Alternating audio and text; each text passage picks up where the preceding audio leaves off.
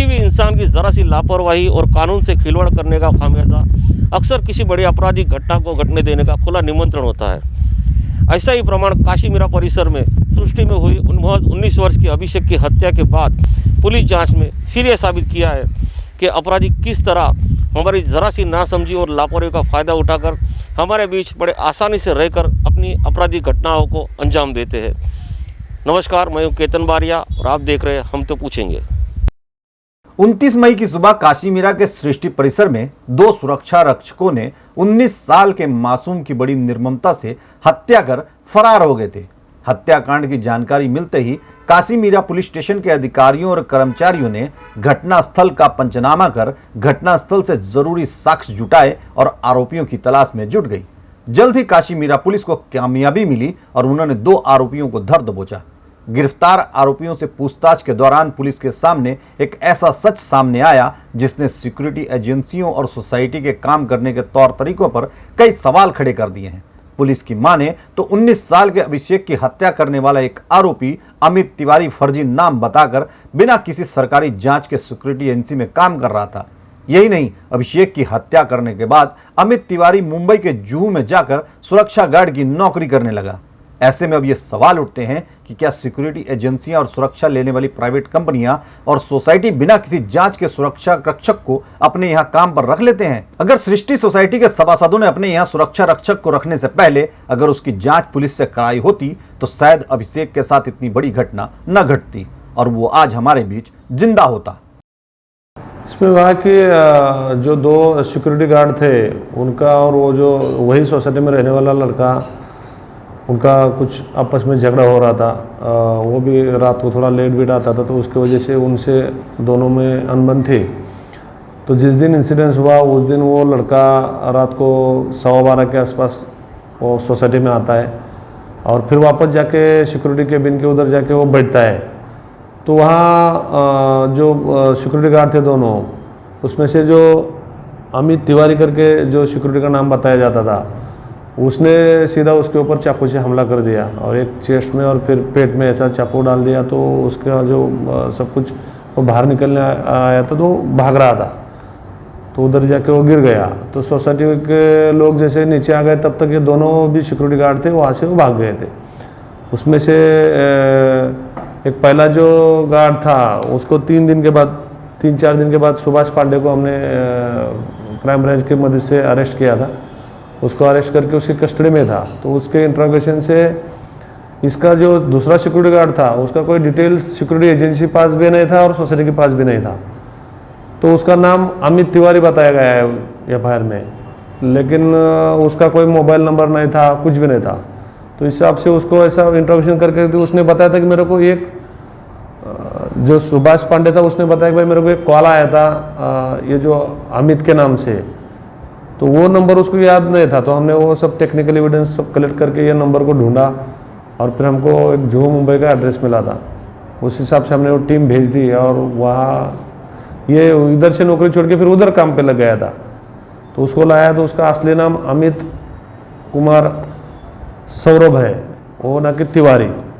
तो हमने उसको अरेस्ट कर लिया है और जो भी कानून की कार्रवाई है उसको 8 जून तक पुलिस कस्टडी रिमांड अभी हमारे पास चल रही है। दोनों आरोपी पुलिस कस्टडी में, दोनों को अरेस्ट कर लिया है। सर, हत्या का मूल कारण क्या आया है समझ में? सर कि ये जो अब तक हत्या की इससे जानकारी होता है कि भाई इससे छोटा मोटा झगड़ा होता था ये लड़के का और ये सिक्योरिटी गार्ड लोगों का।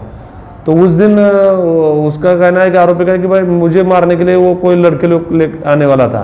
तो उसने दूसरे वॉचमैन ने इसको बताया कि तेरे को मारने के लिए लेके आया, तो वो चाकू लेके बैठा था। और जैसा ही ये लड़का आया और गया फिर वापस आया तो उधर बैठने के बाद उसको डाउट आया कि वो मुझे कुछ तो करेगा। तो उसने करने से पहले ही इसने उसके ऊपर हमला बोल दिया। जो भी रंजीत कुमार जो है सौरभ, वो 2005 में उसके खिलाफ जुहू पोस्ट में 307 का मतलब अटेम्प्ट टू मर्डर का ऑफेंस रजिस्टर था। उसको 7 साल की पनिशमेंट हुई है। तो वैसा ही वो क्रिमिनल ही है। तो उसने उसके ऊपर हमला करके उसमें वो लड़की की डेथ हो गई है। सर, इनकी उम्र क्या थी दोनों आरोपियों की और इनका क्या बैकग्राउंड क्या है, इसके पहले का हिस्ट्री क्या है? ये जो सुभाष पांडे जो है, जो उसका 56 के ऊपर उम्र है, 58-56। उसका कोई बैकग्राउंड मतलब वो कोई क्रिमिनल रिकॉर्ड नहीं है, लेकिन ये जो दूसरा आरोपी है जिसने चाकू से वो लड़के को मारा, वो रंजीत कुमार सौरभ, उसका रिकॉर्ड है उसके ऊपर, मतलब वो जेल भोग के ही आए हैं और बाकी का हम लोग तहकीकात कर रहे हैं और कोई कहाँ ऑफेंस उसके खिलाफ रजिस्टर है करके। सर ये जो हत्या हुई उसमें सिर्फ जो सौरभ की जो आप बात कर रहे हो, रंजीत कुमार सौरभ, सिर्फ रंजीत कुमार सौरभ ने ही उस पर हमला किया है, दूसरे ने किस प्रकार की उसकी क्या मदद की थी या उसका कितना रोल है? एक्चुअली जो चाकू से हमला किया तो सौरभ ने किया और उसी वजह से उसकी डेथ भी हो गई, लेकिन वो साथ में था। अभी उनके घर वाले को इसके साथ भी झगड़ा होता था ऐसा कहना है, तो पूरा इंक्वायरी के बाद पता चलेगा कि ये जो दूसरा वाला जो आरोपी है उसका क्या रोल आता है सामने, उस हिसाब से हम लोग आगे कार्रवाई करेंगे। अभी क्या स्थिति है दोनों आरोपियों की, कब तक पुलिस कस्टडी है और वो क्या पुलिस ने कुछ बरामद किया इस मामले में?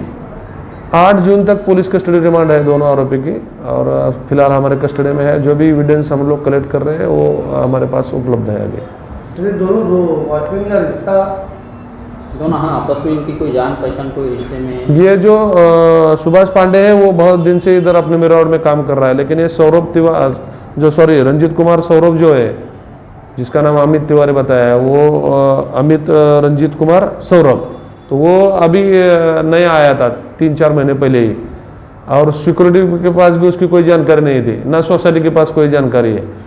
तो ऐसा ही ये सुभाष पांडे को रास्ते से मिला था, तो काम है क्या पूछा तो उसने बोला कि इधर काम है सोसाइटी में, तो सिक्योरिटी का तौर पे वो वॉचमैन उधर नौकरी कर रहा था। मतलब हम लोग इसी जरिए से सभी सोसाइटी को भी रिक्वेस्ट हम लोग करना चाहते हैं और सिक्योरिटी एजेंसी को भी रिक्वेस्ट करना चाहिए।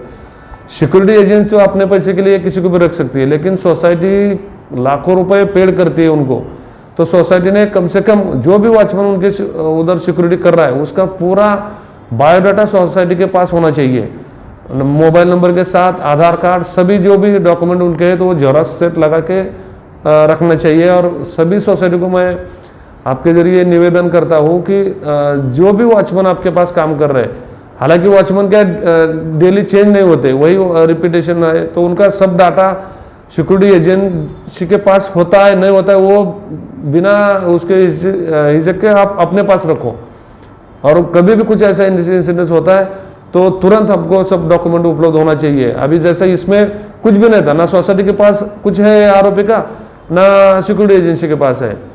बाद में आगे की कार्रवाई हो जाएगी। अभी सिक्योरिटी का जो लाइसेंस है उसको तो रद्द करने के लिए मैं प्रस्ताव भेजने वाला हूँ, लेकिन इंसिडेंट होने के बाद ये सब को याद आना, तो इंसिडेंट होने से पहले भी सभी लोगों ने प्रिकॉशन लेना जरूरी है।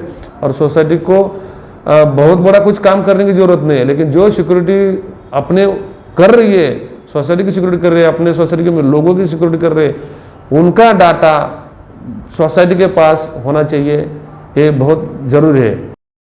19 वर्ष के अभिषेक की हत्या के बाद पुलिस जांच में फिर ये कड़वा सच सामने आया है कि हमारी ज़रा सी लापरवाही और कानून से खिलवाड़ करने का फ़ायदा आपराधिक प्रवृत्ति के लोग किस तरह उठाते हैं, और उसका खामियाजा अभिषेक सिंह जैसे मासूम को अपनी जान चुकाकर देना पड़ता है। इसीलिए हमारी आप सभी नागरिकों से अपील है कि अपने घर में किसी नौकर को या अपनी सोसाइटी में किसी सुरक्षा रक्षक को रखने से पहले उसकी पुलिस जांच अवश्य कराएं। इसी में आपकी और आपके अपनों की सुरक्षा है। कैमरामैन अभिनीत नायर के साथ केतन बारिया, काशीमीरा।